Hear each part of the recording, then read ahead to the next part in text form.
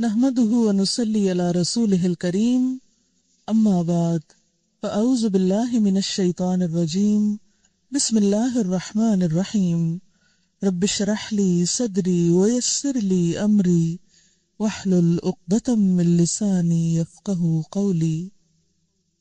آج ہم ماہ شعبان کے بارے میں چند باتیں کریں گے۔ رمضان میں داخل ہونے سے پہلے اس کا اہتمام شعبان میں ہی شروع ہو جاتا ہے، یا اس کے لیے ذہنی تیاری شعبان سے ہی شروع ہو جاتی ہے، اور پھر یکا یک سلسلہ منقطع نہیں کیا جاتا، بلکہ کیا کیا جاتا ہے، شوال میں بھی کچھ روزے نفلی رکھے جاتے ہیں۔ اگرچہ شعبان اور شوال کے روزے نفلی روزے ہیں، لیکن یہ رمضان کے آگے پیچھے ہیں، تو شعبان، رمضان اور شوال یہ خصوصی طور پر روزے جیسی فرض عبادت کی ادائیگی کے مہینے ہیں۔ اب آپ دیکھیے کہ عموماً ہم جب چھٹے ہوئے روزے ہوتے ہیں سال بھر نہیں رکھتے، اچھا ابھی رکھتے ہیں۔ حضرت عائشہ رضی اللہ تعالیٰ عنہا کے ساتھ بھی ایسا ہی ہوتا تھا، وہ عموماً اپنے قضا روزے جو تھیں وہ شعبان میں رکھتی تھی کہ اب اگلے سے پہلے پچھلا قرضہ چکا لوں۔ تو اسی طرح شعبان میں کچھ تیاری ہوتی ہے رمضان کی، پھر رمضان میں روزے رکھنے کے بعد اتنا دل لگ جاتا ہے روزوں کے ساتھ کہ رمضان ختم ہونے کا سب کو افسوس ہوتا ہے۔ پھر اس کے بعد بھی 6 روزے اور اتنی فضیلت والے دے دیے گئے کہ اگر وہ رکھ لیے جائیں تو اتنا اجر و ثواب ہے گویا آپ سال بھر روزے سے ہیں۔ تو انشاءاللہ تعالی رمضان کی فضیلت اور برکت تو آپ رمضان سے پہلے سنیں گے ہی، اور مزید اپنے آپ کو تیار کریں گے، لیکن اس عبادت کے لیے، یعنی روزے جیسی عبادت کے لیے شعبان کے مہینے میں بھی اس طرف متوجہ ہونے کی ضرورت ہے، اور تبھی آپ متوجہ ہوں گے جب آپ اس کی فضیلت اور اہمیت کو سمجھیں گے۔ اس مہینے میں نبی صلی اللہ علیہ وسلم سے جو عمل ثابت ہے وہ کیا ہے؟ روزوں کی کثرت۔ حدیث میں آتا ہے، ترمذی کی حدیث ہے، حضرت ام سلمہ رضی اللہ تعالی عنہا فرماتی ہیں، ما رأیت النبی صلی اللہ علیہ وسلم یصوم شہرین متتابعین الا شعبان و رمضان۔ میں نے رسول اللہ صلی اللہ علیہ وسلم کو 2 مہینے پے در پے یعنی مسلسل روزے رکھتے ہوئے نہیں دیکھا سوائے شعبان اور رمضان کے، یعنی اس میں آپ کیا کرتے تھے؟ کنٹینیوسلی روزہ رکھتے تھے۔ حضرت اسامہ بن زید بیان کرتے ہیں، میں نے عرض کیا، اے اللہ کے رسول صلی اللہ علیہ وسلم، میں آپ کو کسی مہینے میں سوائے رمضان کے اتنے روزے رکھتے ہوئے نہیں دیکھتا جس قدر روزے آپ شعبان میں رکھتے ہیں۔ آپ نے فرمایا کہ لوگ اس رجب اور رمضان کے درمیان والے مہینے کی فضیلت سے غافل ہیں۔ لوگ رجب اور رمضان کے بیچ والے مہینے کی فضیلت سے غافل ہیں، وہ اس مہینے کی پرواہ نہیں کرتے، قدر نہیں کرتے، حالانکہ اس مہینے میں لوگوں کے اعمال اللہ کے سامنے پیش کیے جاتے ہیں، اور میری چاہت یہ ہے کہ میرے اعمال اللہ تعالیٰ کے سامنے روزہ داری کی حالت میں پیش ہوں، یعنی جب اللہ تعالیٰ کے سامنے پیش ہوں تو میں روزے کی حالت میں ہوں۔ اس حدیث کو سن کر آپ کو کیا احساس ہوا ہے، کیا خیال آیا ہے؟ ہم نے دیکھا ہوگا نا کہ جیسے کوئی شخص غلط کام کر لیتا ہے، پھر کسی کے سامنے پیش کیا جاتا ہے، مثلاً آپ پرچہ دیتے ہیں، پیپر دیتے نا، تو اس میں کچھ گڑبڑ کر جاتے ہیں، کوئی سستی کرتے ہیں، غفلت کرتے ہیں، جواب صحیح نہیں لکھتے، پھر ٹیچر کے سامنے آپ کا پیپر آتا ہے، وہ کریکشن کرتی ہیں، پھر بعض اوقات آپ کو ہی بلا لیتی ہیں اور آپ کو پوچھتی ہیں یہ آپ نے کیا، کیا ہو گیا تھا آپ کو؟ اگر آپ ایک ایسے اسٹوڈنٹ ہوتے ہیں جو ادروائز بہت اچھے ہیں تو وہ آپ کی اس اچھائی کی وجہ سے کیا کریں گی؟ اس غلطی کو اگنور کر دیں گی۔ اسی طرح اگر آپ روزے سے ہیں اور آپ کا اعمال نامہ اس وقت یعنی سال بھر کا پیش ہو رہا ہے کہ اس سال میں ان صاحبہ نے یہ اور یہ نیکیاں کمائی ہیں، یہ اور یہ کارنامے کیے ہیں، یا یہ اور یہ بلنڈر کیے ہیں، وہ سب کچھ سامنے جائے گا۔ آپ دیکھیں کہ بعض اوقات غلط کاموں کو دیکھ کر، نافرمانیوں کو دیکھ کر آپ سوچ سکتے ہیں اللہ تعالیٰ کا غصہ کتنا بھڑکتا ہوگا۔ اگر کوئی آپ کی بات نہ مانے تو آپ کو کیسا لگتا ہے؟ کوئی آپ کی بات نہ مانے کیسا فیل کرتے ہیں آپ؟ کہتے ہیں کوئی بات نہیں، نہیں تو نہ سے نہیں مانتے، نہ مانے۔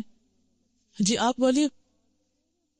یہ بتا رہی ہیں کہ اپنی میڈ کو یہ کچھ کام بتا کے آتی ہیں، جب واپس جاتی ہیں اور وہ نہیں کر کے رکھتی تو ان کو غصہ آتا ہے کہ میں نے بتایا بھی تھا پھر بھی تم نے نہیں کیا۔ بہت تکلیف ہوتی ہے نا ایک بعض اوقات انسلٹ بھی فیل ہوتی ہے کہ اس کو کہا بھی ہے اور اس نے اس کی پرواہی نہیں کی. اتنی غفلت اور اتنی لاپرواہی. جی ہاں، دکھ اور افسوس بھی ہوتا ہے. تو آپ دیکھیے کہ جب آپ کا رجسٹر، آپ کے سال بھر کے کام پچھلے شعبان سے اب تک جو آپ نے کیا وہ جو پیش ہوتا ہوگا، ویسے تو اللہ تعالیٰ روز بھی دیکھتے ہیں نا آپ کو، ہر لمحہ جانتے ہیں.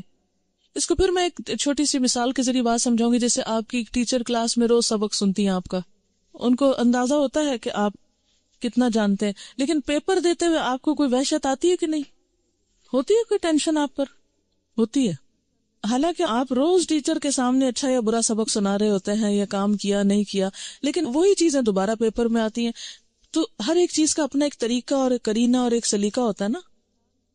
تو بالکل اسی طرح روز آپ کا اللہ تعالیٰ کی نظر میں ہونا اپنی جگہ ہے، لیکن لکھے ہوئے اعمال، تصویریں کھینچی ہوئی آپ کی البم، تو سارے کے سارے جب ایک خاص انداز میں پیش کیے جاتے ہیں کہ یہ کتاب تیار ہے، اتنا عمل زیادہ، اتنا کم ہے، اور ہم اس سے غافل ہوتے ہیں، تو اور تو کچھ نہیں کر سکتے.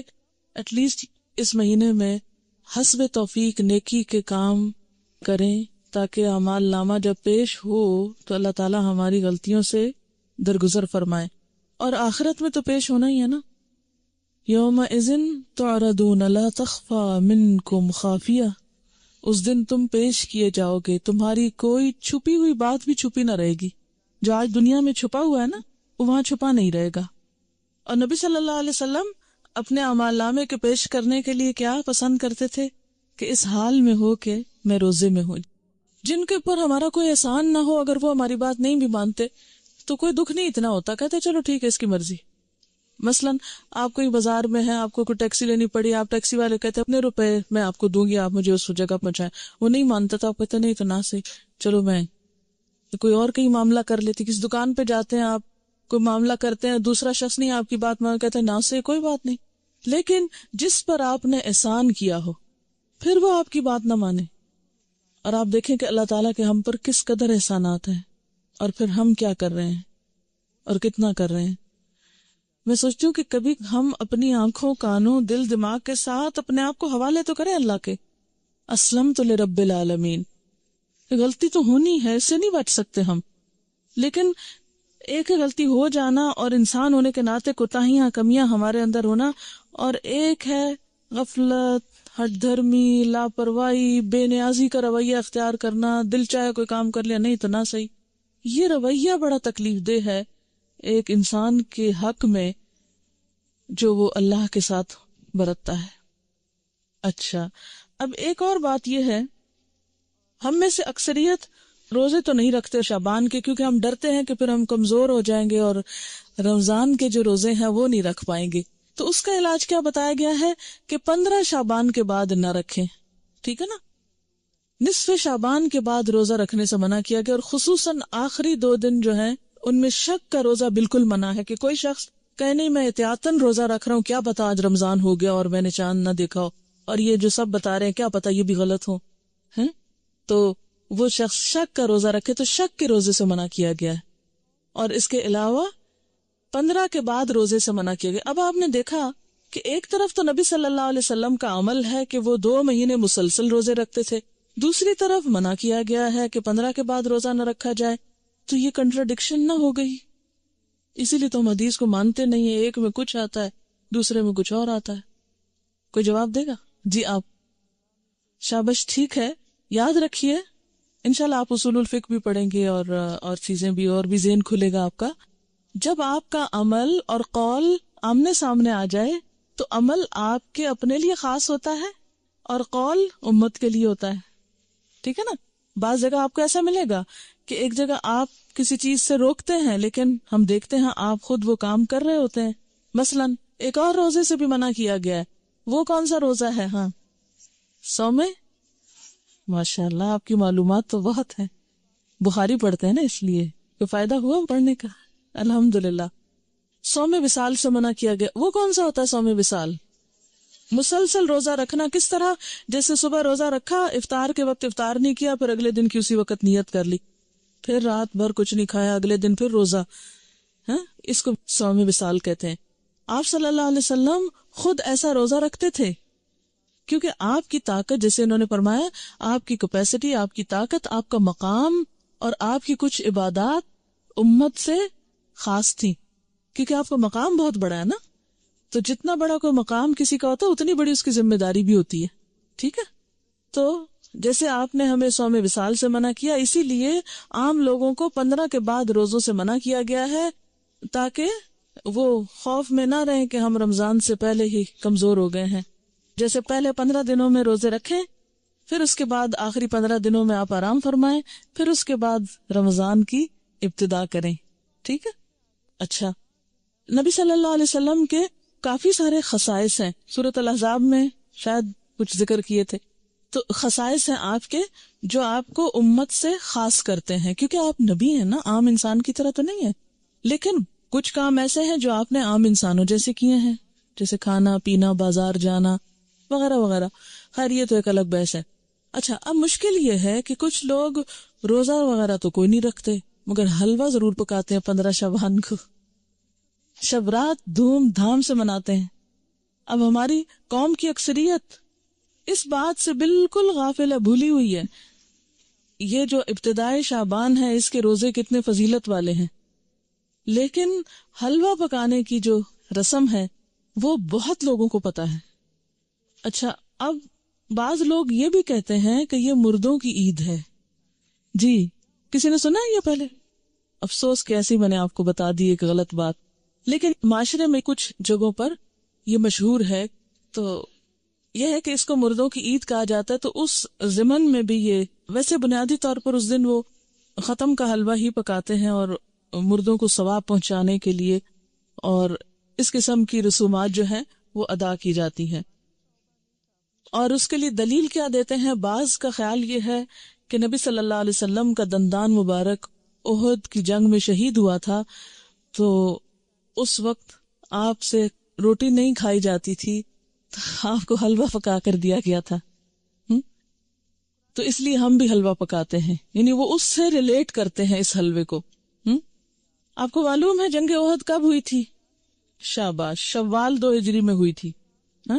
اب شعبان تو تھا ہی نہیں، یعنی جنگ احد 15 شعبان کو تو ہوئی نہیں، ٹھیک ہے نا۔ تو اب یہ کہنا کہ ہم اس لیے حلوہ کھا رہے ہیں ثواب سمجھ کے کہ وہ آپ صلی اللہ علیہ وسلم نے کھایا تھا اس دن، اور دوسری بات یہ ہے کہ عربوں کے ہاں یہ جس قسم کا آپ حلوہ پکاتے اور کھاتے ہیں اور جو رسم مناتے ہیں، اس طرح کا حلوہ یہ عرب ڈش نہیں ہے۔ بیسیکلی اس طرح کے حلوے کی ریسیپی فرق ہے، یعنی لفظ حلوہ جو ہے وہاں سویٹ کے لیے، مٹھائی کے لیے بھی استعمال ہوتا ہے اور سویٹس کے لیے بھی استعمال ہوتا ہے، اور گھر میں پکائے ہوئے حلوے کے لیے بھی ہو سکتا ہے، ٹھیک ہے۔ لیکن یہ جو ہم عام طور پر سوجی کا حلوہ پکاتے ہیں اور ایک خاص طرح سے رنگ وغیرہ بھی ڈال لیتے ہیں بعض اوقات اس میں، تو یہ ہمارے اپنے ذائقے ہیں اور اپنے کھانے پینے کے سلسلے، اور پوری اس کا تو آپ سوچیں بھی نہ۔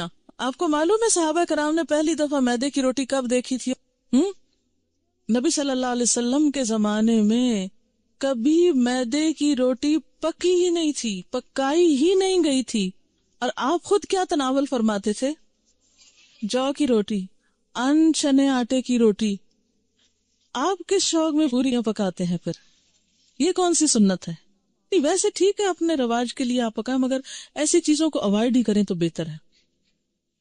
تو اس لیے یہ کہنا کہ اس دن حلوہ پوری پکانا اس کی کوئی دلیل ہے یا اس کے پیچھے کوئی سنت ہے یا ثواب ہے، تو نہیں، یہ پھر ایک طرح سے بدعت ہو جاتی ہے۔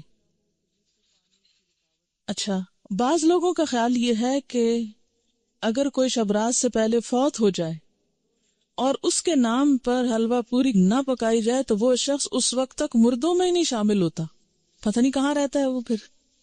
آپ اس کے نام پہ پکا رہے ہیں، کتنا ظلم ڈھا رہے ہیں کہ اس کو مردہ ثابت کرنے لگے ہیں، یہ مردوں میں شامل کرنے لگے ہیں، اسے رہنے دیں کہیں جیتوں میں پھر۔ جی ہاں، قبروں کی لپائی ہوتی ہے باقاعدہ۔ یہ پچھلے سال میں ملتان میں تھی اور میں نے خود دیکھی اور کچھ تصویر وغیرہ بھی دور سے اتاری کہ جو لوگ، یعنی مجھے یاد ہی نہیں تھا کہ آج 15 شعبان ہے، تو صبح کے وقت ہم گھر سے نکلے، اتنے لوگ قبرستان میں، اتنے لوگ. میں نے کہا خیر ہو، اتنے لوگ نعوذ باللہ کوئی اندر دفن ہو رہے ہیں یا کیا ہو رہا ہے. نہیں سچ مجھے پہلے نہیں سمجھ آئی کہ اتنا کیوں اس میں رش ہے نا.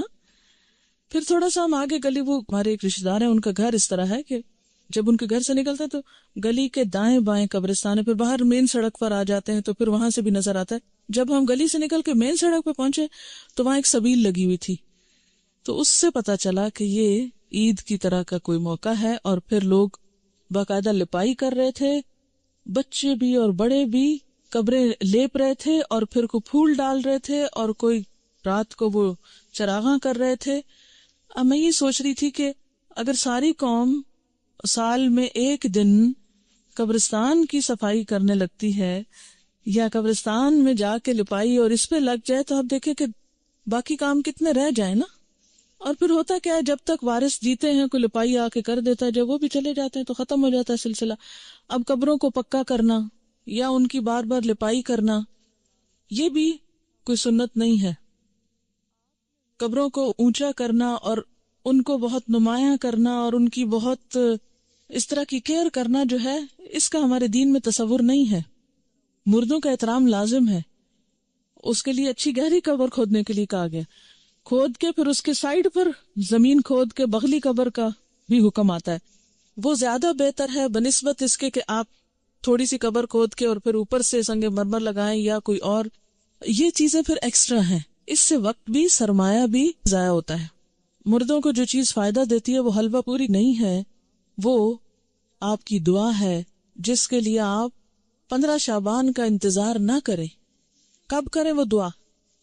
ہر روز کریں، ہر روز نماز پڑھیں اور کہا کریں ربنا اغفر لی ولوالدی وللمؤمنین. اس میں سارے قبروں والے آ جاتے ہیں. وللمؤمنین یوم یقوم الحساب. صرف قبروں کے اندر والے نہیں آتے، باہر والے بھی آتے ہیں. المؤمنین، اتنی تو گرامر پڑھ لی ہے نا. ال لگ جائے اور پھر جمع کا بھی ہو ساتھ، سارے مومن آ جاتے ہیں، زندہ ہو کے، من الاحیاء والاموات سب آ جاتے ہیں. تو بنیادی طور پر اس رات میں نہ تو کوئی حلوہ پکانے کا حکم ملتا ہے اور نہ ہی دن کو قبروں کی لپائی کا حکم ملتا ہے، اور نہ ہی اس قسم کی کوئی خاص اس دن کی کوئی عید ہے.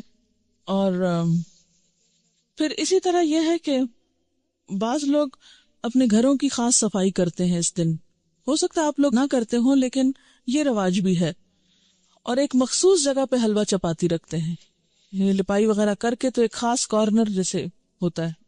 اور بعض لوگ اس کے ساتھ موسمی پھل اور مٹھائیاں وغیرہ بھی اس جگہ یعنی ایک سجاوٹ کرتے ہیں، بوفے کی طرح بنا لیتے ہیں اس کارنر کو. اور پھر ساتھ یہ بھی کہتے ہیں کہ لبان اگر بتی بھی تھوڑی سی ساتھ جلاتے ہیں کہ یہ مردوں کی فاتحہ ہو رہی ہے. آپ دیکھیں کہ مردے کو کیا کیا چیز فائدہ دیتی ہے. جب ایک شخص فوت ہو جاتا ہے تو کیا کیا چیز کرنی چاہیے؟ جی آپ فرمائیے. انسان قبر میں تنہا اترتا ہے، صرف ایک چیز ساتھ اترتی ہے اور وہ انسان کا اپنا عمل ہے. ٹھیک ہے، باقی 2 چیزیں واپس آ جاتی ہیں، اولاد اور مال، جیسے غلام وغیرہ ہوں یا اور کوئی گاڑی جس پہ لے گئے اس کو، یا اس کے علاوہ بھی اگر کوئی چیز ہے تو یہ 2 چیزیں جو ہیں واپس آ جاتی ہیں، مال اور اولاد. باقی عمل ساتھ اترتا ہے. ایک چیز، صرف ایک چیز، اگر وہ تھوڑے بہت کمی بیشی ہے تو پیچھے والے اب اس کے حصے کے عمل تو نہیں کر سکتے، لیکن نمبر 1 دعا کر سکتے ہیں جو مردے کو فائدہ دے گی. اور اس کے لیے آپ اس دن سے دعا شروع کیجئے جس دن سے وہ فوت ہوا، اور ہر روز کیجئے، اور اس میں آپ دیر نہ کیجئے، کرتے رہیے. دوسری چیز، علم ينتفع به، ایسا علم جس سے لوگ فائدہ اٹھائیں، یعنی اس کے نام پر سے مراد یہ کہ اس کی طرف سے. آپ کیا کریں، کسی بچے کو پڑھا دیں، کوئی اسکول بنوا دیں، کوئی کتابیں آپ لے کے لوگوں کو کوئی لائبریری میں رکھوا دیں، کوئی بھی علم کا کام، یا اس نے خود جو کچھ پڑھایا تھا اپنے اسٹوڈنٹس کو، یا کتابیں لکھی، یا کوئی اور اسی طرح کی چیز تیار کی. اور تیسری چیز جو اس کو فائدہ دیتی ہے وہ کیا ہے؟ صدقہ جاریہ. آپ اس کے لیے قربانی کریں، آپ اس کے لیے پیسے غریبوں کو دیں، مسکینوں کو کھانا کھلائیں، اس کی طرف سے صدقہ کر سکتے ہیں. ٹھیک ہے، لیکن خاص دن حلوہ پوری پکا کے روشنی اگربتی جلا کے اور ایک خاص سٹائل میں یہ سب کرنا جو ہے یہ نبی صلی اللہ علیہ وسلم کی ایسی کوئی سنت نہیں ہے، اور نہ ہی ایسا دین کو مشکل بنایا گیا ہے جو ہر شخص کے بس کی بات نہ ہو. یعنی ہمارا دین ایسا نہیں کہ کچھ لوگ تو اس پر عمل کر سکے اور کچھ اس پہ عمل کے قابل ہی نہ ہو. اب ہر شخص تو حلوہ پوری پکا نہیں سکتا. مثلا میں حلوہ تو شاید پکا لوں اگر پوری نہ پکا سکوں. آپ میں سے میرے خیال اکثریت روٹی بھی نہیں پکانا جانتی ہوگی. جب سے میں ہاسٹل میں رہ رہی ہوں تو میں نے اکثر لڑکیوں کی روٹی بنانی ٹیسٹ کی ہے اور صحیح روٹی نہیں بنانی آتی، جو ہم میں سے ہر کوئی ہر روز کھاتا ہے. ہمارا اسٹیپل فوڈ ہے. کچی روٹی پکاتے ہیں، جلی بھی پکاتے ہیں، صحیح روٹی نہیں پکانی آتی. تو اب آپ دیکھیں کہ اگر روٹی نہیں بنانی آتی تو پوری کس کو بنانی آتی ہوگی؟ ٹھیک ہے نا. پھر اس کے بعد یہ ہے کہ ہر ایک کے پاس اتنے پیسے کہاں ہوتے ہیں کہ وہ حلوے کے لیے سب کچھ مہیا کر سکے. اور پھر آپ دیکھیے کہ حلوہ بھی پکانے کا صحیح طریقہ آنا چاہیے. کئی لوگ میں نے دیکھے ہیں کہ وہ کچا پکا سوجی کو کر کے اس میں یلو کلر ڈال کے پانی ڈال کے اور کچی چینی ڈال کے حلوہ پکا کے رکھ دیتے ہیں جس سے پیٹ میں درد ہو جائے. حلوہ اس وقت اچھا پکتا ہے جب آپ کو سوجی بھوننی آتی ہو صحیح، اور وہ پیشنس مانگتا ہے، صبر. بہت ہلکی آنچ پہ کوئی کم از کم 1 گھنٹہ اگر آپ سوجی بنائیں پھر جا کر صحیح حلوہ بنتا ہے. سوجی بھوننے میں جلد بازی جو ہوتی ہے وہ کبھی بھی حلوے کو صحیح نہیں پکنے دیتی. ٹھیک، لیکن ہم ہر چیز میں انسٹنٹ فوڈ کے عادی ہو گئے، انسٹنٹ، جلدی، فوری، جس کے نتیجے میں ہم اب دوسروں کو بیمار تو نہ کریں ایسے حلوے کھلا کے. بعض اوقات دم بھی اس کا صحیح نہیں آنے دیتے، کچا ٹیسٹ آ رہا ہوتا ہے اس میں. آپ کو پتا ہے مکھڈی حلوہ جو ہوتا ہے وہ کیسے بنتا ہے؟ دیکھیں خواتین کا دل پسند ٹاپک ہے نا، تو کیا ہوا اگر ہم اس پہ ذرا سی بات کر لیں. کیسے بنتا ہے؟ کسی کو آتا ہے؟ ہاں بتائیے. ہاں، کتنی دیر پکتا ہے؟ تھوڑا ہے. کوئی اور بتائے گا؟ اٹک کی طرف کا کون ہے آپ میں سے؟ کیونکہ اس طرف یہ مکھڈی حلوہ بنتا. ہاں بتائیں گے آپ کتنا ٹائم لگتا ہے مکھڈی حلوہ بننے میں؟ دیکھا، اب خالہ تک رہ گیا. دیکھا آپ نے سیکھا نہیں ہے. وہ ہوتا یہ ہے کہ سوجی کو پانی یا دودھ میں بھگوتے ہیں، پھر اس کو اتنا پکاتے ہیں کہ وہ دونوں پھر الگ ہوں. یعنی دودھ تو خیر الگ نہیں ہوتا، لیکن اس کا جو گھی ہے، گھی میں پکاتے ہیں نا، تو پھر وہ گھی اور وہ بالکل الگ الگ جب ہو جائے تو پھر اس کو چھوڑتے ہیں. اور تقریباً 6 گھنٹے تو اس میں لگ ہی جاتے ہیں اگر آپ صحیح پکانا چاہتے ہیں. ویسے تو 2 منٹ میں بھی آپ گھول کے گرم کر کے رکھتے ہیں. خیر یہ باتیں میں نے ضمناً ودن بریکٹس اس لیے کی ہیں کہ آپ سب بچیاں ہیں، خواتین ہیں، گھر والوں کی صحت کا انحصار آپ پر ہے. اگر آپ کو صحیح کھانا پکانا آتا ہوگا اور صبر بھی ساتھ آتا ہو تو پھر آپ کے گھر والے صحت مند ہوں گے، اور وہ صحت مند ہوں گے تو آپ کو دین کا کام کرنے کا وقت ملے گا. تو یہ جو صحیح کھانا پکانا آنا یہ بہت بڑی نعمت ہے، اور اس پر وقت لگائیں اور اس کو سیکھیں اپنے والدین اور خالہ وغیرہ سے. کیونکہ ایسا نہ ہو کہ یہ زبان تو ہماری جا ہی رہی ہے، ویسے آدھی اردو بولتے ہیں آدھی انگریزی بولتے ہیں. اب کھانوں میں بھی ہم نے کچھ چائنا سے منگا لیے ریسیپیز، کچھ ادھر ادھر سے. اب وہ کھانے کے سٹائل بھی بدلتے جا رہے ہیں. حالانکہ بیسٹ فوڈ جو ہے الحمدللہ ہمارے اس کانٹیننٹ کا ہے کہ جو بہت اچھی طرح ویل کوکڈ اور ٹیسٹ کے حساب سے بھی اچھا ہوتا ہے. لیکن افسوس یہ کہ اب ہم آؤٹ ڈور ایٹنگ کے اتنے عادی ہو گئے ہیں کہ ہمیں گھر میں پکانا اچھا ہی نہیں لگتا نا.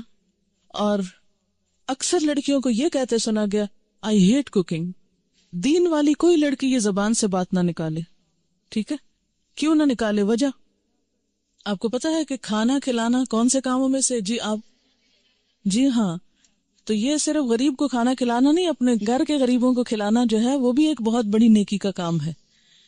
تو ہیٹ کوکنگ کہنے کی بجائے، لیکن اعتدال اس میں بھی، یہ نہیں کہ پھر آپ کچن سے نہ نکلیں. اور اس میں ایک سادہ غذا ہو لیکن ویل کوکڈ، نیوٹریشس، جس سے آپ کی صحت، آپ کے بچوں کی صحت درست رہے. اگر وہ درست رہے گی انشاءاللہ آپ کے پاس وقت زیادہ ہوگا، پھر آپ دین کا کام زیادہ اچھی طرح کر سکیں گے. ٹھیک ہے نا؟ یہ بات میں اپنے تجربے سے آپ کو بتا رہی. جی آپ کچھ کہنا چاہ رہی؟ جی دعا کر سکتے ہیں. اللہ تعالیٰ کے لیے کیا مشکل ہے؟ وہاں تو ہے نا اس کے پاس، وہ جدھر چاہے ڈال دے. یمحو اللہ ما یشاء ویثبت. کیا مطلب اس آیت کا؟ یمحو اللہ ما یشاء ویثبت. مٹا دیتا ہے جس چیز کو چاہتا ہے اور باقی رکھتا ہے جس کو چاہتا ہے، اس میں جو چاہے وہ تبدیلی کر سکتا ہے۔ وَعِندَهُ أُمُّ الْكِتَابِ، اور اس کے پاس ہے اصل کتاب، سب کی تقدیریں اس کے ہاتھ میں ہے، جس کو جو چاہے عطا کر دے اور جس کے حصے سے جو چاہے کراس کر دے کہ نہیں یہ اس کو نہیں دینا۔ اچھا جناب، پھر اس کے بعد یہ ہے کہ بعض لوگوں نے یہ بھی بات مشہور کر رکھی ہے کہ میت کی روح 40 دن گھر آتی رہتی ہے، اور مومنین کی روح جمعہ کی رات کو، شب برات کو اور عیدین کو اپنے گھروں پہ آتی ہے۔ یہ بات مشہور ہے کہ اس دن روحیں آتی ہیں، ایک تو جمعرات کے دن آتی ہیں اور ایک جو ہے عیدوں کو آتی ہیں اور شبرات کو آتی ہیں، حالانکہ اس کے پیچھے کوئی دلیل نہیں ہے، یہ ہمارا اپنا خیال ہے۔ دیکھیں وہ کس لیے آئیں گے، کیا کرنے آئیں گے، ان کا دنیا سے کوئی رشتہ، کوئی تعلق، ان کو تو کوئی انٹرسٹ ہی نہیں رہتا یہاں سے۔ جو نیک لوگ ہوتے ہیں وہ کہتے ہیں شکر ہے ہماری جان چھوٹی اس مصیبتوں کے گھر سے، اس قید خانے سے، اور جو برے لوگ ہوتے ہیں وہ جتنا بھی چاہیں کہ آ کے واپس کوئی اچھا عمل کر سکے تو آ نہیں سکتے۔ سورۃ المؤمنون میں آپ نے ایک آیت پڑھی ہوگی، وَمِن وَرَائِهِمْ بَرْزَخٌ إِلَى يَوْمِ يُبْعَثُونَ، جو روح ایک دفعہ آگے چلی گئی ان کے پیچھے برزخ حائل ہو گیا، پردہ حائل ہو گیا، کب تک؟ إِلَى يَوْمِ يُبْعَثُونَ، اس دن تک جبکہ یہ بالکل ایسے جیسے بچہ پیدا ہونے کے بعد واپس نہیں ماں کے پیٹ میں جا سکتا، ایسے ہی دنیا سے جانے کے بعد انسان دنیا میں نہیں آ سکتا، اتنا ہی محال ہے۔ جیسے بچے کی پیدائش میں ماں کو ایک تکلیف اٹھانی پڑتی ہے نا، تو مرتے وقت جب انسان کی روح نکلتی ہے تو خود اس کو یہی کرب سے گزرنا پڑتا ہے۔ تو روح بھی آپ دیکھیں کہ بہت سے وہ لوگوں کے مرتے وقت کے حالات سنے ہوں گے، پڑھے ہوں گے۔ ایک ڈاکٹر مودی شاید اس نے جب 120 لوگوں کے موت کے واقعات لکھے ہوئے ہیں، تو وہ تجربہ یہ بتاتے ہیں کہ جیسے ایک گیٹ کھلتا ہے اور اس میں ہم جا رہے ہیں، ٹریول کر رہے ہیں، آگے کو جا رہے ہیں، تو بات یہ ہے کہ جو آگے چلا جاتا ہے وہ مِن وَرَائِهِمْ بَرْزَخ، پیچھے آڑ آ جاتی ہے، دروازہ بند کر دیا جاتا ہے، اب دنیا میں نہیں کوئی آتا، اور انہوں نے کرنے بھی کیا آنا ہے، اور کہیں سے ثابت بھی نہیں ہے قرآن سے کہ روحیں ہمارے گھروں میں واپس آ کے رہتی ہیں، ٹھیک ہے نا۔ اور آپ ذرا سوچیں تھوڑی دیر کے لیے کہ اگر آپ کو مرنے کے بعد آپ کے گھر میں بار بار آنے کی اجازت دی جائے تو آپ کا حال کیا ہوگا، بتائیے ذرا۔ آپ دیکھیں گے آپ کا سامان کسی کے پاس چلا گیا، آپ کی چیزیں کسی نے توڑ دی ہیں، آپ کی چیزیں کسی نے پھینک دی ہیں، خراب کر دی ہیں، تو آپ دیکھ دیکھ کے کیا کریں گے؟ ذرا سوچیں، اپنے آپ کے لیے سوچیں کہ آپ مرنے کے بعد پھر آئیں دنیا میں، اور عید کو بھی آتے ہیں، اور شبرات پہ بھی آتے ہیں، اور جمعرات کو بھی آتے ہیں، اور 40ویں پہ بھی آتے ہیں، تو پھر آ کے آپ کیا کرتے ہیں، کیا کریں گے؟ آ کے کتنی حسرتیں ہوں گی نا۔ تو کیا آپ سمجھتے کہ اللہ تعالیٰ بندوں کو اس طرح حسرتوں میں مبتلا کرتا ہے کہ واپس بھیج کے، یعنی سارے تو عید کے کپڑے پہن کے کھڑے ہوں اور ہم دور کھڑے دیکھتے رہیں ہیں کہ یہ عید منا رہے ہیں اور ان کو ہم بھول گئے، ہمیں یاد ہی نہیں کرتے اب یہ، اور پھر ہمارا دل چاہے گا کہ ہم کسی کو گلے ملیں، یہ جو آپس میں ہم بھی ملیں تو مل نہیں سکیں گے، اور پھر کسی کو دیکھ کے دل چاہے گا کہ اس سے بات کریں، بات ہی نہیں کر سکیں گے۔ تو یہ بات عقل کو بھی نہیں لگتی کہ کوئی مرنے کے بعد پھر دنیا میں آئے، اور پھر آئے بھی خاص اوکیزنز پہ جب لوگ خوشیاں منا رہے ہوں اور آپ مر کے آ کے ان کے سر پہ دیکھ رہے ہوں حسرت سے، کس قدر افسوسناک بات ہے۔ تو اور پھر یہ تو چلو ویسے ہم سوچ رہے ہیں نا کہ اگر ہو، if it is possible تو how does it look like، لیکن قرآن میں بھی کہیں نہیں لکھا ہوا اور حدیث میں بھی کہیں اس طرح نہیں پتا چلتا۔ ہاں یہ ہے کہ مردہ جب قبر میں ہوتا ہے نا تو اس کے حساب کے لیے اس کو واپس روح لوٹائی جاتی ہے، اس کو اٹھا کے بٹھایا جاتا ہے، اور وہ جو ایک کنیکشن ہے نا مردے کا قبر میں اور برزخ میں، وہ ایک خاص کنیکشن ہے، جیسے ہمارے پاس ایک ٹیلی فون ہے اور ایک کسی اور جگہ پر ہے تو وہ ایک خاص وائر کے ذریعے کنیکشن ہے، تو جسم اور روح کا ایک کمیونیکیشن کوئی ہو سکتا ہے آپس میں، لیکن وہ قبرستان کی حد تک ہو جائے تو ہو جائے، کیونکہ وہاں سزا جزا کا ایک کنسپٹ موجود ہے قبروں کے اندر، لیکن عام گھروں میں اور گھروں کے اندر آ کر، اور پھر یہ کہ کچھ روحیں بھٹکتی ہیں اور کچھ روحیں دوسروں کے اوپر مسلط ہو جاتی ہیں، اور یہ سب جنات ہوتے ہیں جن کو انسانی روحیں سمجھ کر وہ کیا جاتا ہے، اور بعض اوقات شیاطین دھوکہ دیتے ہیں انسانوں کو، کیونکہ بعض لوگ کہتے ہیں نا مجھے بالکل ابھی خوشبو آئی تھی اور مجھے ایسے لگا جیسے مجھے کسی نے آواز دی ہے، اور مجھے بالکل وہ تو میرے بھائی جیسا ہی تھا کوئی، مجھے ہیولا نظر آیا گھر میں، اور یہاں خانہ کعبہ میں نظر آیا فلاں، وہ تو فوت ہو چکا. یہ سب اگر آپ نے سائیکالوجی پڑھی ہوئی ہو تو اس میں آپ نے پڑھا ہوگا، التباس کے بارے میں پڑھا ہوگا، ہیلوسینیشن وغیرہ کے بارے میں. خیر وہ ایک اور ایکسٹریم پہ لے جاتے ہیں، لیکن بیسیکلی یہ ہے کہ جو شیاطین ہوتے ہیں، جنات ہوتے ہیں، وہ بھی بعض اوقات انسان کو دھوکہ دیتے ہیں، ایسی باتیں ان کو بھٹکانے کے لیے، بہکانے کے لیے، ان کا عقیدہ خراب کرنے کے لیے، بگاڑنے کے لیے ان کو بھول بھلائیوں میں ڈالتے ہیں، ان شکلوں میں آ جاتے ہیں. ٹھیک ہے نا؟ تو جو چیز قرآن سنت سے ثابت نہیں، بس اس پہ خاموشی اختیار کی جائے، نہ کہ اس کے آگے ایک نیا دین گھڑ لیا جائے اور پھر کھانے پکا لیے جائیں. اب دیکھیں، مردہ خود تو وہ حلوہ کھا نہیں سکتا اور ہم اس کو خوش کرنے کے لیے حلوہ بنا رہے ہیں.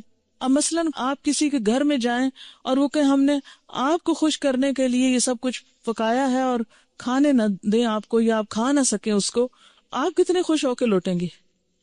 اچھا، بعض لوگ ایک مغالطہ دیتے ہیں، وہ کہتے ہیں یہ جو آتا ہے نا تنزل الملائکۃ والروح فیہا باذن ربہم من کل امر سلام، کہ لیلۃ القدر میں روح اترتا ہے. تو اب آپ بتائیں کہ اس روح سے مراد کون سا ہے؟ اگر اس روح سے مراد مرے ہوئے لوگوں کی روح ہے تو پھر ان آیتوں کے بارے میں کیا کہیں گے؟ نزل بہ الروح الامین، روح سے مراد کیا ہے قرآن پاک میں؟ جبرائیل علیہ السلام کے لیے لفظ استعمال ہوا ہے، اذ ایدتک بروح القدس قل نزلہ روح القدس نزل بہ الروح الامین تعرج الملائکۃ والروح یوم یقوم الروح والملائکۃ صفا، اور پھر تنزل الملائکۃ والروح سورۃ القدر میں. تو یہ جو روح اترتی ہے اس سے مراد مردوں کی روحیں نہیں ہیں، یہ خاص روح مراد ہے، اور اس سے مراد جبریل امین ہے. ٹھیک ہے، اسی لیے خود قرآن پاک پڑھنا کتنا ضروری ہے، ورنہ اس طرح کی باتوں سے لوگ عموماً کیا ہوتا ہے. اچھا، پھر جناب بات یہ ہے کہ نبی صلی اللہ علیہ وسلم کی 22 سالہ زندگی میں یہ دن آتا رہا ہے، 15 شعبان جس کو ہم شبرات کہتے ہیں، ہاں؟ لیکن کبھی بھی آپ نے یہ کام نہیں کیے، نہ کوئی آتش بازی کی ہے اور نہ ہی کوئی حلوے پکائے ہیں، نہ ہی کوئی اس قسم کے اور کوئی تصورات ہمیں دیے ہیں، نہ اپنے عمل سے اور نہ ہی اپنے قول مبارک سے. اور یہ جو اس رات کو چراغوں کی روشنی ہے یہ بھی اسراف میں شامل ہوتی ہے. لوگ گھروں پر موم بتیاں لگاتے ہیں نا، کبھی دیکھیے موم بتیاں، اور پھر اس کو بھی آہستہ آہستہ عید کا نام دے دیا ہے. اب دیکھیں کہ عیدیں بڑھانے پر بہت ہمارا زور ہو گیا. مثلاً عید میلاد النبی ایک بنا لی ہے، ایک شبرات کو مردوں کی عید کہہ کے عید بنا لیا ہے. 2 عیدیں پہلے تھیں جو آپ صلی اللہ علیہ وسلم نے بنائی، وہ تو اصل عید ہے. تو کیا یہ زیادتی کی بات نہیں ہے کہ دین میں اضافے کرتے چلے جا رہے ہیں؟ یعنی آپ نے تو اس کو عید نہیں کہا، نہ سیلیبریٹ کیا، اور ہم اس کو عید کے طور پہ سیلیبریٹ کر رہے ہیں. اصل میں ہندوؤں کے ہاں ایک دن ہوتا ہے دیوالی کا، اس میں اس قسم کے کام ہوتے ہیں. مخصوص گھر لیپا پوتی کرتے ہیں، مخصوص کارنر پہ کھانے حلوے پکا کے رکھتے ہیں، چراغاں کرتے ہیں. اب ہمیں اسلام میں آ کر کچھ اس قسم کے فنکشنز کرنے تھے اور کچھ ایسے ہمیں آلٹرنیٹ تلاش کرنے تھے، تو وہ ہم نے اس شکل میں کر لی. کیونکہ ہم لوگ بیسیکلی تو سب یہاں جو ہمارے آبا و اجداد ہیں وہ ہندوؤں سے مسلمان ہوئے نا، یا سکھوں سے مسلمان ہوئے، کیونکہ اس علاقے کے لوگ جو ہیں بنیادی طور پر یہاں کا جو ہندوازم ہے یہ قدیم ترین مذہب ہے اس علاقے کا. تو ان کی اولادیں ہونے کے ناطے سے پھر بہت سے لوگ جب اکثریت میں مسلمان ہونے لگتے ہیں تو عموماً کیا ہوتا ہے، وہ کلمہ تو پڑھ لیتے ہیں لیکن طریقے وہی ہوتے ہیں، اور بعض اوقات نئے دین میں آ کر بھی پرانے دین کی چیزوں کو کہیں نہ کہیں فٹ کر دیتے ہیں. جیسے نئے گھر میں آپ جاتے ہیں تو پچھلے گھر کی چیزیں کہیں نہ کہیں لٹکا دیتے ہیں، کوئی ادھر کوئی ادھر. تو یہی کچھ ہمارے ساتھ بھی ہوا ہے. اور پھر یہ ہے کہ آتش بازی جو ہے اس میں جان کا نقصان بھی ہے، مال کا نقصان بھی ہے، ویسے بھی خطرہ ہے کہ کسی کو آگ لگ نہ جائے، یا خاص طور پر جو فائر ورکس کرتے ہیں. یہ تھی چند باتیں جو اس حوالے سے آپ سے کرنا تھی. اس کے ساتھ ہی جو کچھ کوسچنز ہیں میں ان کے جواب دے دیتی ہوں. ایک اور غلط فہمی بھی اس دن کے بارے میں ہے جس کا ذکر کرنا ضروری ہے. بہت سے لوگ یہ سمجھتے ہیں کہ اس رات کو تقدیر کے فیصلے ہوتے ہیں، 15ویں شعبان کو، ٹھیک ہے، کہ تقدیر لکھی جاتی ہے، اور اس کو کر دیتے ہیں مکس کس کے ساتھ؟ لیلۃ القدر کے ساتھ. ليلۃ القدر جو ہے وہ رمضان کی رات ہے. قدر کا کیا معنی ہے؟ نمبر 1 تقدیر، نمبر 2 اندازہ، نمبر 3 تنگ ہونا. اس رات اتنے فرشتے اترتے ہیں کہ زمین تنگ ہو جاتی ہے ان کے لیے. نمبر 2 یہ کہ وہ بڑی قدر و قیمت والی رات ہے کہ قرآن نازل ہوا تھا، انا انزلناہ فی لیلۃ القدر. اچھا، تیسری بات یہ ہے کہ اس لیلۃ القدر میں تقدیر جو ہے بندوں کی وہ فرشتوں کے حوالے کی جاتی ہے. تنزل الملائکۃ والروح فیہا باذن ربہم من کل امر. تو سارے امور جو ہے زمین پہ جن کی ایگزیکیوشن ہونی ہے وہ فرشتوں کے سپرد، یعنی سال کا بجٹ دیا جاتا ہے. یہ سارے کام رمضان کے آخری عشرے کی کسی ایک طاق رات کو ہوتے ہیں جس کو لیلۃ القدر کہا جاتا ہے. یہ 15 شعبان کو نہیں ہوتے. ٹھیک ہے. بات یہ ہے کہ قرآن پاک میں آتا ہے وَمَا نَهَاكُمْ عَنْهُ فَانْتَهُوا. جس چیز سے نبی صلی اللہ علیہ وسلم روکے اس سے رک جاؤ. ٹھیک ہے. تو آپ جب روکتے ہیں ایک بات سے کہ 15 کے بعد نہیں روزہ رکھو، تو پھر ہم یہ نہیں کہیں گے چونکہ آپ نے رکھے تو ہم آپ کی سنت فالو کر رہے ہیں. ٹھیک ہے. اچھا، یہ لکھے ہوئے سوالوں کے جواب دے دیں. شعبان کے پہلے 15 دنوں میں پورے 15 دن کے روزے رکھ سکتے ہیں اگر آپ چھٹی نہ کر لیں روزہ رکھ کے، ہاں، یا دیر سے نہ آنا شروع کر دیں. کیونکہ ہوتا یہ ہے کہ آپ پھر ایڈوانٹیج لے جاتے ہیں کہ ہم روزے سے ہیں اس لیے ہم نے ہوم ورک نہیں کیا یا ٹیسٹ نہیں دے رہے. اگر کوئی یہ پوچھے کہ ہم کیا کریں اس دن 15 شعبان کو، نہیں لوگوں کو عادت ہو گئی ہے ختم وغیرہ کرنے کی، تو اس لحاظ سے وہ پوچھے کہ پھر اس دن کیا کریں تو ان کو کیا جواب دیں؟ کیا جو پکا کر گھر حلوہ چاول وغیرہ بھیجے تو اس کو کھا لیں؟ اب دیکھیں بدعت کا کھانا ہے، ٹیکس کی قسم کا ہے. پہلی بات تو یہ ہے کہ انہیں کہیں وہی کریں جو روز کرتے ہیں، نمازوں کی پابندی کریں، صدقہ خیرات جیسے روٹین میں کرتے ہیں. کیونکہ جو دن اللہ کے رسول صلی اللہ علیہ وسلم نے مخصوص نہیں کیا کسی خاص عبادت کے لیے، اس کو اپنی طرف سے بتا کے اچھا آپ یہ کر لیں یہ کر لیں یہ کر لیں، تو یہ بھی درست نہیں ہوگا. آپ کیا بتائیں جو روز کرتے ہیں وہی اس دن کریں، کیونکہ نبی صلی اللہ علیہ وسلم سے کوئی خاص عمل ثابت نہیں ہے. اگر والدین اور شوہر روزے اس ماہ میں منع کرے تو کیا ان کی بات مان لی جائے؟ نفلی روزے میں شوہر کی اجازت ضروری ہے، تو یہ نفلی روزے ہیں. ٹھیک ہے نا. اللہ یہ کہ آپ کو فرض پورا کرنا ہے، پچھلا قضا کرنا ہے، وہ تو پھر آپ نہیں کسی کی بھی مانیں گے. لیکن نفلی روزے میں بیوی کے لیے شوہر کی اجازت ضروری ہے لیکن والدین کی ضروری نہیں ہوتی. What's your grandson's name؟ چلے میں آیت ایک پڑھتی ہوں، آپ بتائیے. لم نجعل له من قبل سمیا. جی، یہ نام اللہ تعالیٰ نے خود رکھا تھا نا حضرت یحییٰ کا. چلیے، اگر کسی عورت کے پچھلے رمضان کے فرض روزوں کی قضا باقی ہو، وہ روزے رکھنے کی طاقت رکھتی ہو، تو 15 کے بعد رکھ سکتی ہے یا قطعی ممنوع؟ دیکھیں قطعی ہے یا نہیں، جب پسندیدہ یہی ہے کہ نہیں رکھے، الا یہ کہ قضا رہتے ہیں تو کچھ قضا پھر شوال میں جا رکھے. ٹھیک.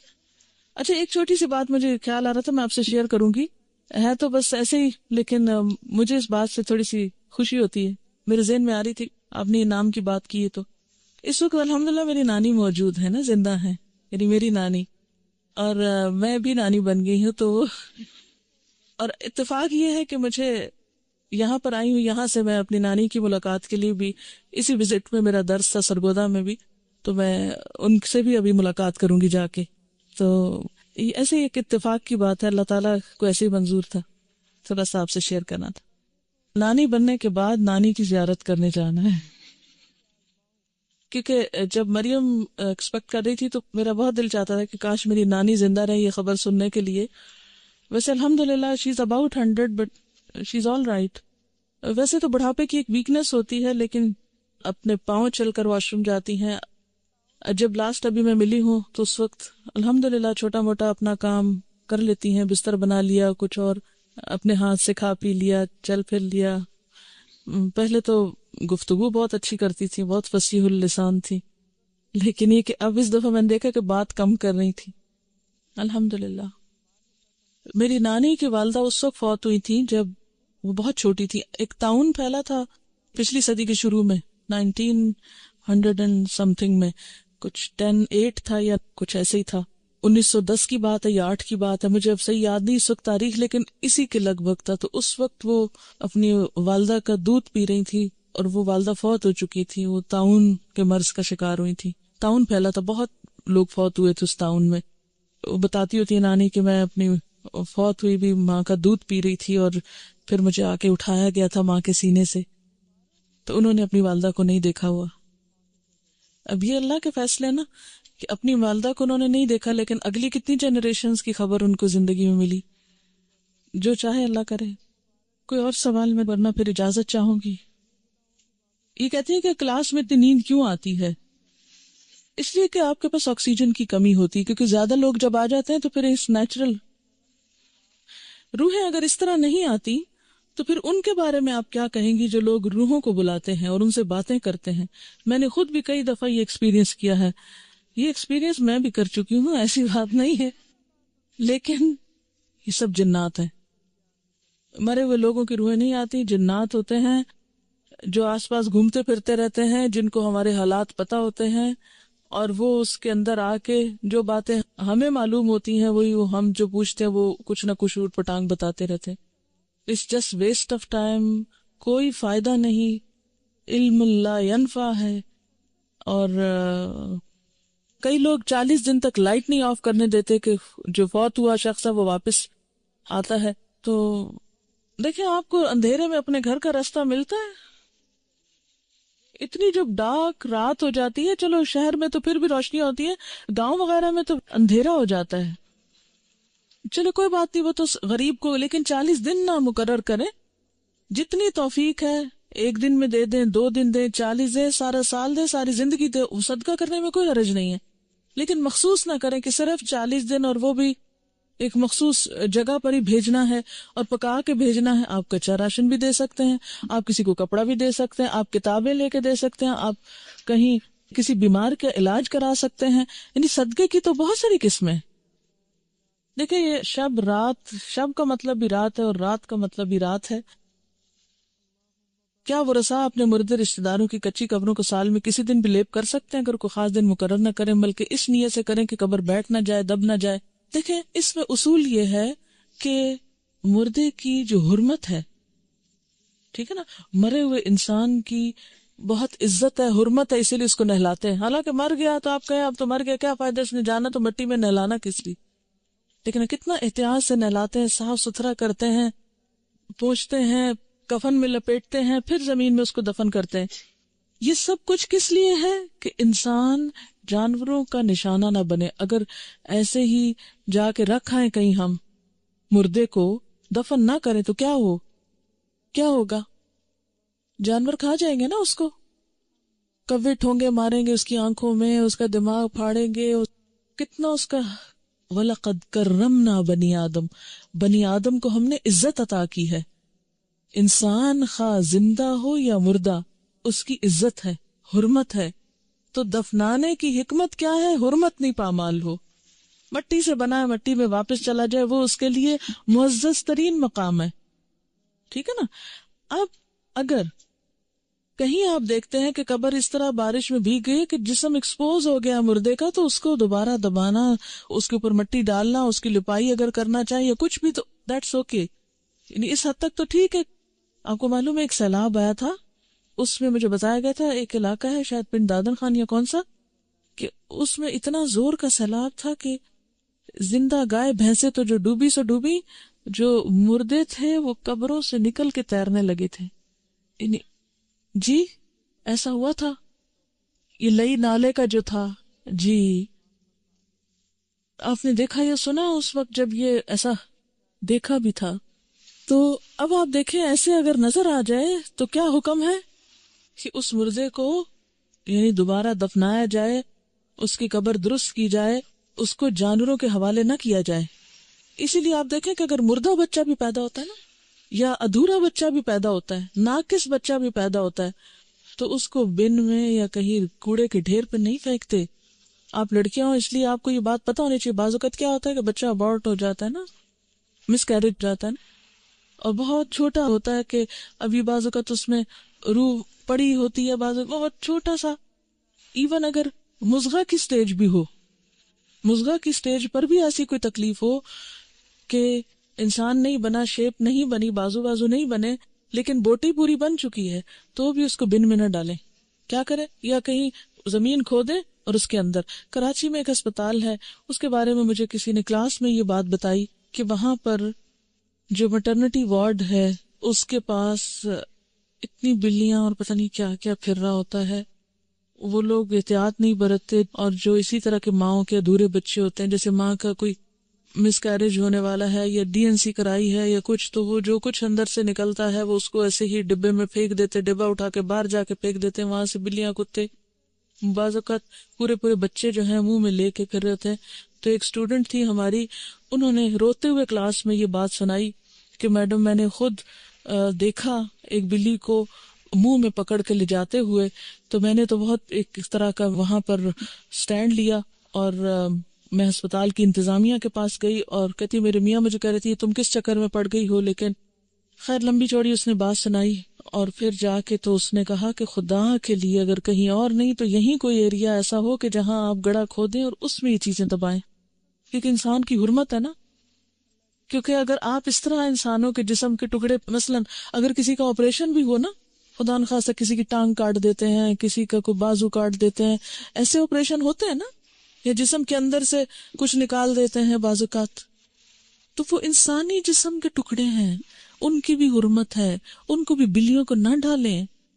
کیونکہ یہ جو جانور ہوتے ہیں بلی وغیرہ، ان کو جب خون پڑ جاتی ہے نا، انسانی خون کی لت پڑ جاتی ہے، تو یہ بھی خون خوار ہو جاتے ہیں. پھر بعض اوقات ایسا ہوتا ہے نا جیسے خواتین کا رحم نکال دیا جاتا ہے، تو یہ نہیں کہ ان کو اٹھایا اور آپ یوں ہی پھینکا ہے کوڑے کے ڈھیر پہ. یعنی خاص طور پر آپ میں سے اگر کچھ لوگ ہاسپٹلز میں کام کرتے ہیں یا کسی بھی طرح کوئی لنک ہے ان کا، تو ان سارے انسانی اعضاء کی حرمت ہے. حتیٰ کہ جو بال اترتے ہیں ہمارے، تو بہتر تو یہی ہے کہ ہم کٹھے کر کے پھر کہیں دبا دیں. ہمیں تو بچپن میں یہ سکھایا گیا تھا، اب بہت لاپرواہی برتتے ہیں، لیکن کیونکہ بال بھی تھوڑے رہ گئے ہیں، تو بچپن میں یہ ہوتا تھا کہ جب اترتے تو ڈھیروں ڈھیر اترتے تھے، تو ہماری پھپھی تو بہت اس میں سختی کرتی تھی. ہر ایک بہن کے ہمارے ایک خاص ڈبہ رکھا ہوا تھا الماری میں، جہاں چیزیں ہوتی تھی کہ باہر ایک بال نظر نہ آئے، وہ سارے اکٹھے کر کے اس میں ڈالتے جائیں اور پھر ایک لفافہ بھر کے کہیں جا کے اس کو زمین میں دبا دیں. کیونکہ انسان کی ایک عزت ہے.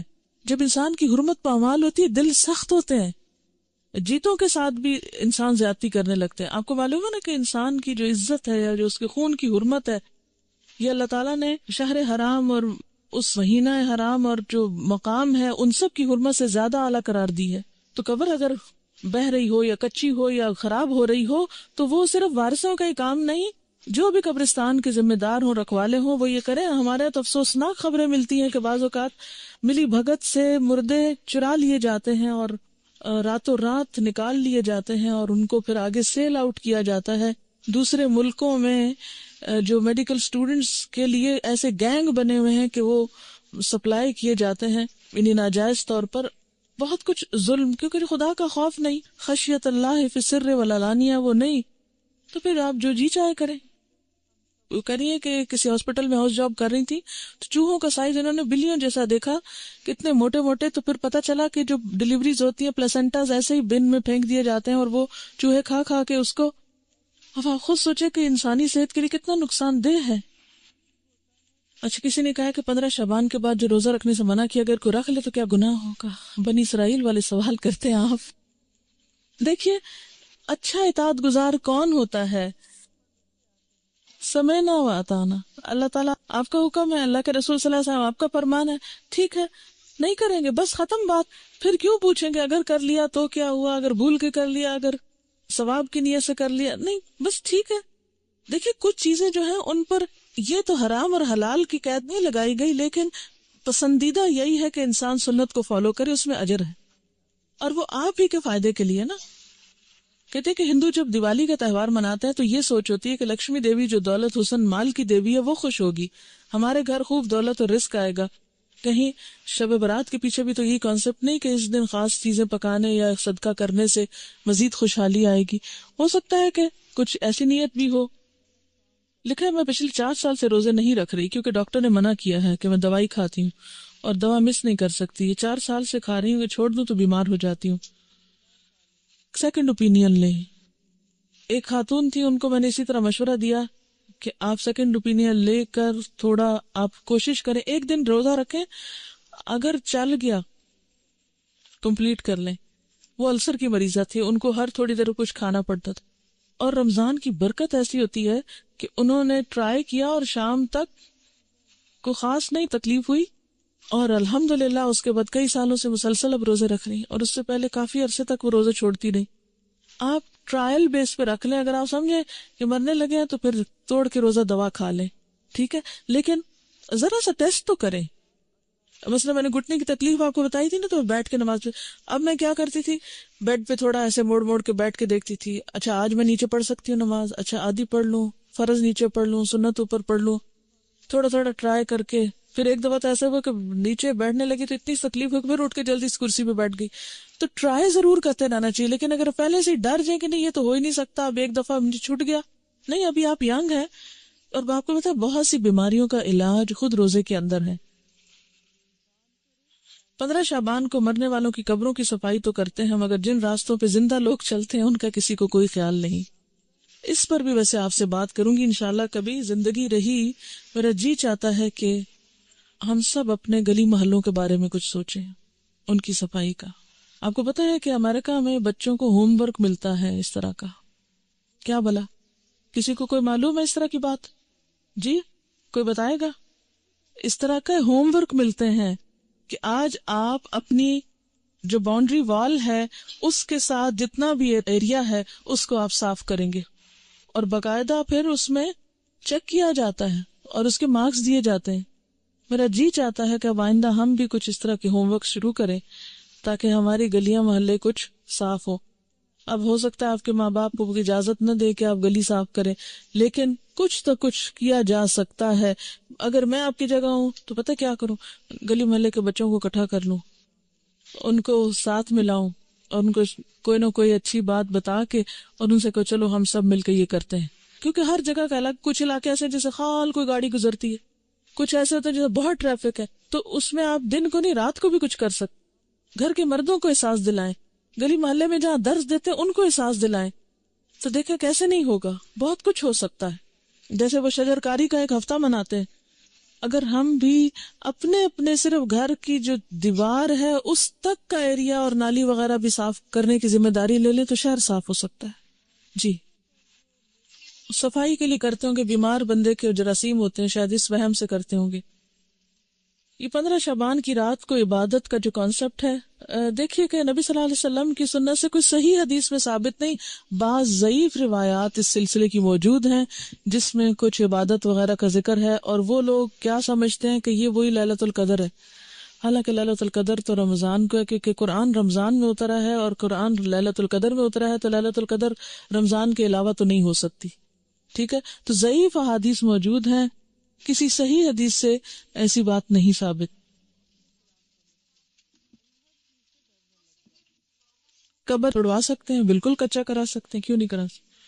آپ کو معلوم ہے کہ یہ چیز سنت سے ثابت ہے، لیکن سب کے مشورے سے سنت سے ثابت ہے. آپ صلی اللہ علیہ وسلم نے حضرت علی رضی اللہ تعالیٰ عنہ کو اس کام کے لیے بھیجا تھا.